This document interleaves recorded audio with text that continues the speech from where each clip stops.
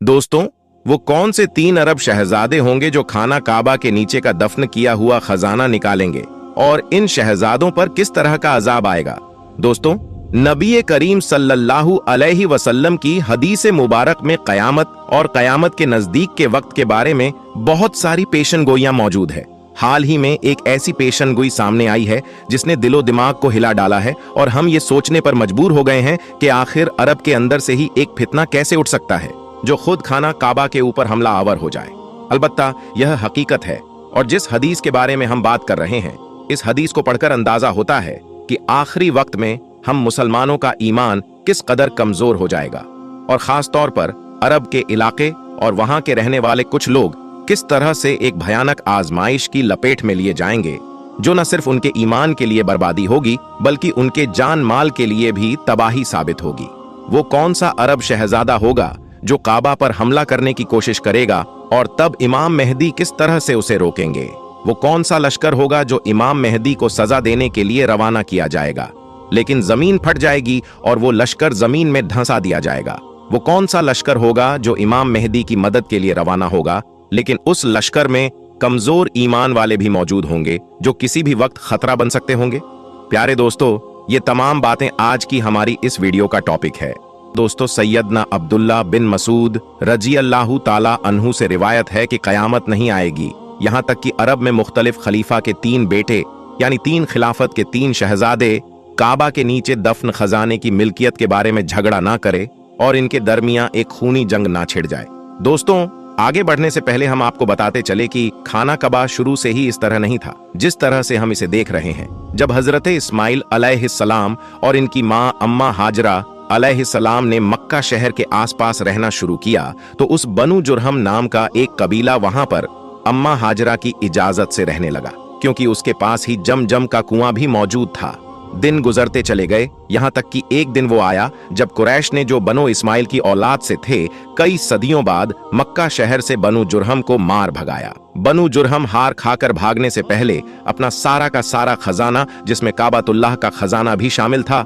वो जमजम कुएं के पास और खाना खाबा के दरमियान में किसी खुफिया मुकाम पर इस तरह दफन कर गए कि उसका पता ना लगाया जा सके। उनका ख्याल था कि वक्त गुजरने के साथ साथ मक्का पर दोबारा हमारा कब्जा हो जाएगा, और जब हम यहाँ दोबारा हुकूमत में आएंगे तो इस खजाने को निकाल लेंगे। लेकिन दोस्तों, ऐसा न हो पाया और मक्का कुरैश के कब्जे में चला गया। काबा शरीफ का ये खजाना, जिसमें काबा के लिए वक्फ किए गए में सोने चांदी में दीगर चीजों के बड़े बड़े हिस्से शामिल हैं, ये कोई छोटा मोटा खजाना नहीं है। इस खजाने की वर्थ वैल्यू अच्छी खासी है, और चूंकि ये लोगों ने अपनी मर्जी से काबातुल्लाह के नाम पर वक्फ कर दिया है, तो इस खजाने को किसी भी तरह से इस्तेमाल में नहीं लाया जा सकता, और ना ही इसे कोई हाथ लगा सकता है। इस खजाने की चंद एक चीज खुद काबा शरीफ के अंदर के फर्श में दफन है, लेकिन इन्हें भी छुआ नहीं जा सकता। यहाँ पर यह बात भी याद रखें कि इसे खजाने में सोने और सोने से बने हुए हथियारों और जरूर यानी मिट्टी के बड़े बर्तन,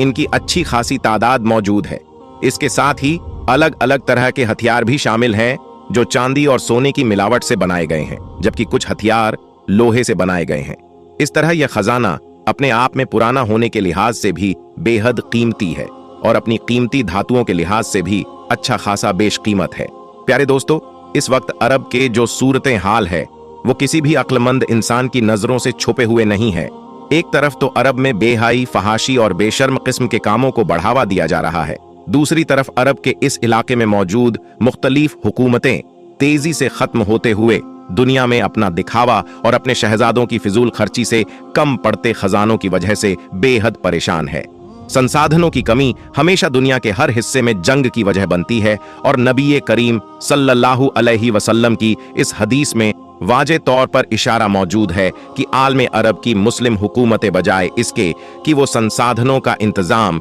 किसी जायज और हलाल तरीके से करे, वो काबातुल्लाह के खजाने पर नजर रखेंगे और यूं खाना काबा की पाकीज़गी को बर्बाद करने की कोशिश करेंगे। अरब के अलग अलग खिलाफत के 3 शहजादे कौन होंगे, इसके बारे में ज्यादा कुछ नहीं कहा जा सकता। अलबत्ता ये देखना जरूरी है कि इस वक्त हरमैन शरीफेन किस हुकूमत के कब्जे में है। ये बात हम सब जानते हैं कि ये सऊदी हुकूमत है जो आले सऊद के खानदान से ताल्लुक रखती है। मक्का की हुकूमत संभालने वाला ये खानदान जैसा भी इतिहास रखता हो, लेकिन अब तक इस खानदान ने काबा शरीफ और मस्जिद नबवी की हिफाजत में किसी भी किस्म की कोई कोताही नहीं की है।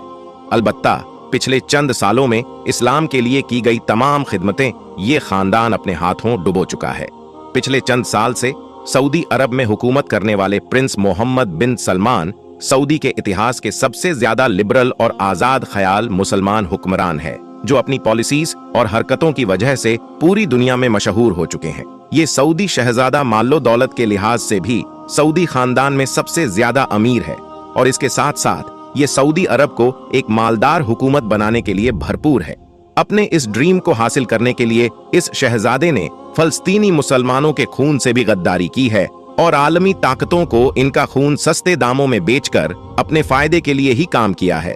अगरचे ये बात यकीन से नहीं कही जा सकती, लेकिन अंदाजा लगाया जा सकता है कि प्रिंस मोहम्मद बिन सलमान ही शायद वो शहजादा हो जो काबा शरीफ का दफन किया खजाना निकालने की कोशिश करे और यूं इस चक्कर में खाना काबा के तकद्दुस पर हर्फ आ जाए, या ये कहे कि इसमें अभी बहुत वक्त बाकी है, क्योंकि अभी इनसे भी अय्याश और लिबरल सोर्स के शहजादे फ्यूचर में आ जाए तो शायद वो इस काम को अंजाम दे और खुद बर्बाद हो जाए। बाकी दो शहजादे कौन होंगे इसके बारे में कोई अंदाजा नहीं लगाया जा सकता, लेकिन फिर भी अगर देखा जाए तो प्रिंस मोहम्मद बिन सलमान अपने बेटों को जल्द से जल्द आगे लाने की कोशिश कर रहे हैं। हो सकता है कि फ्यूचर में प्रिंस मोहम्मद बिन सलमान जब बादशाह बन जाए तो इनके बाद इनके बेटे शहजादे की सीट संभाल कर ये सब कुछ करें, जिसकी बारे में हदीस में इशारा किया गया है।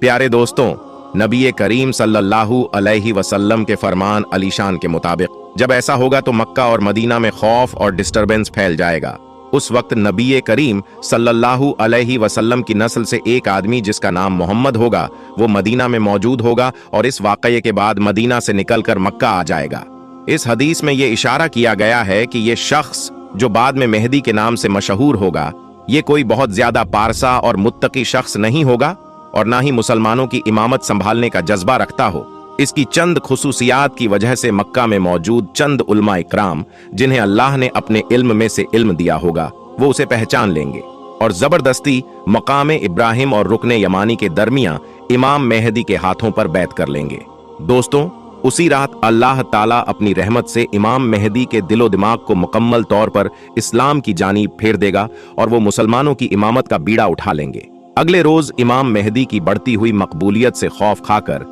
अरब के मुसलमान और शाम से आने वाले एक लश्कर में इत्तेहाद हो जाएगा और शाम से आने वाला वो लश्कर बड़ी तेजी से मक्का की जानी बढ़ेगा ताकि इमाम मेहदी और इनके साथियों को सजा दी जा सके। मगर ये लश्कर सहरा के खौफनाक तूफान में फंसाकर जमीन में ढंसा दिया जाएगा। इसके बाद शाम के लोग एक लश्कर की सूरत में दोबारा मक्का की तरफ आएंगे और इमाम मेहदी के हाथ पर रुकने यमानी और मकामी इब्राहिम के दरमियान बेत कर लेंगे। इसके बाद मशरिक से एक लश्कर जो खुरासान से निकलेगा और काले झंडों के साथ होगा, वो भी इमाम मेहदी की मदद और नुसरत के लिए आएगा और इमाम मेहदी की कयादत में ये तमाम लश्कर इकट्ठे हो जाएंगे। इसी दौरान दज्जाल का ज़हूर भी हो चुका होगा और इमाम मेहदी इन तमाम अरब लश्कर को भी शिकस्त देंगे जो खाना काबा पर कब्जा करके यहाँ का खजाना निकालना चाहेंगे। दोस्तों, हदीस के अल्फाज में ये वक्त अरब के उन कमजोर ईमान के मुसलमानों के लिए बेहद मुश्किल होगा और इमाम मेहदी अलैहिस्सलाम का लश्कर उन अरबों को चुन चुन कर कत्ल कर देगा